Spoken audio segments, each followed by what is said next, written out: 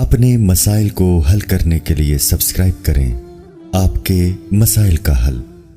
کیا فرض نماز کے بعد دعا قبول ہوتی ہے؟ انس صاحب گجرات سے پوچھتے ہیں، جیسا کہ آپ نے بتایا کہ فرض نماز کے بعد انفرادی اور اجتماعی دعا دونوں طرح سے دعا کرنا ثابت نہیں ہے، تو فرض نماز کے بعد جو دعائیں قبول ہوتی ہیں وہ کون سی دعائیں؟ حدیث میں آتا ہے کہ سب سے زیادہ دعا جو قبول ہوتی ہے فرض نماز کے بعد ہوتی ہے، لیکن دوسری حدیث میں ہمیں جو اس حدیث کی تفسیر ملتی ہے کہ نبی صلی اللہ علیہ وسلم نے ان حدیثوں پر کیسے عمل کیا، صحابہ نے کیسے عمل کیا، تو ہم نہیں دیکھتے کہ نبی صلی اللہ علیہ وسلم فرض نماز کے بعد ہاتھ اٹھا کے دعائیں مانگا کرتے تھے یا صحابہ کرام میں یہ معمول تھا جیسے ہمارے ہاں مسجدوں میں معمول ہے، یہ رواج نہیں تھا۔ تو بلکہ ہمیں حدیث میں وظائف ملتے ہیں کہ آپ صلی اللہ علیہ وسلم فرض نماز کے بعد آپ نے ترغیب دی اللہم انت السلام پڑھنے کی، اللہم لا مانع لما اعطیت ولا معطی لما منعت ولا ينفع ذا الجد منک الجد، یہ وظائف ہیں جن کو دعا کہا گیا ہے۔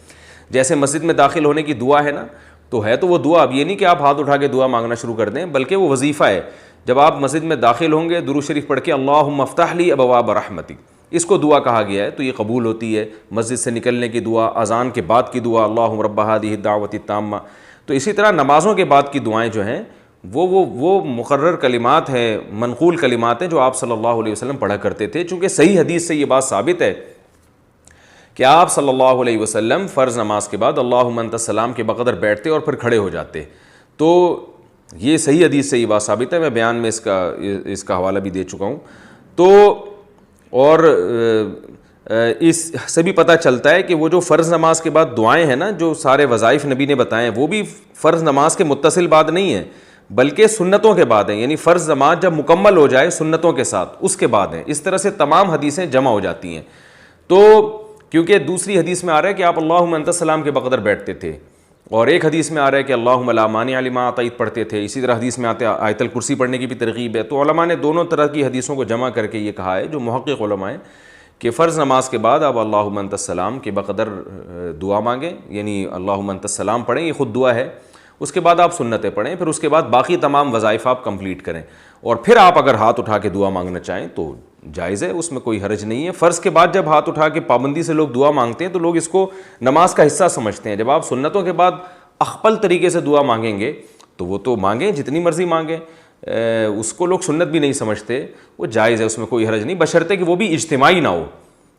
کیونکہ اجتماع کے لیے ثبوت چاہیے۔ کبھی کبھار اجتماعی ہو جائے وہ تو فرض کے بعد بھی ہو سکتی ہے، کبھی کبھار لوگوں کو تعلیم دینے کے لیے، معمول بنانا ٹھیک نہیں ہے، تو ہم معمول کے خلاف ہیں کہ اس سے لوگ اس عمل کو سنت سمجھتے ہیں۔ اور فقہا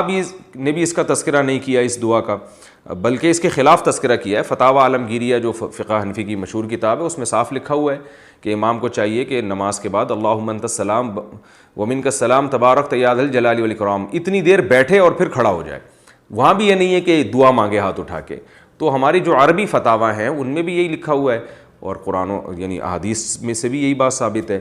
تو اس لیے ہماری رائے ہے۔ باقی یہ اختلافی مسئلہ ہے، لوگ اگر اس پر کچھ علماء اس کے خلاف چل رہے ہیں تو کسی عالم کی شان میں گستاخی جائز نہیں ہے۔ عوام کو یہ حق حاصل نہیں ہے کہ وہ علماء کے عیب نکالے، جس کو یہ سمجھ میں آ جائے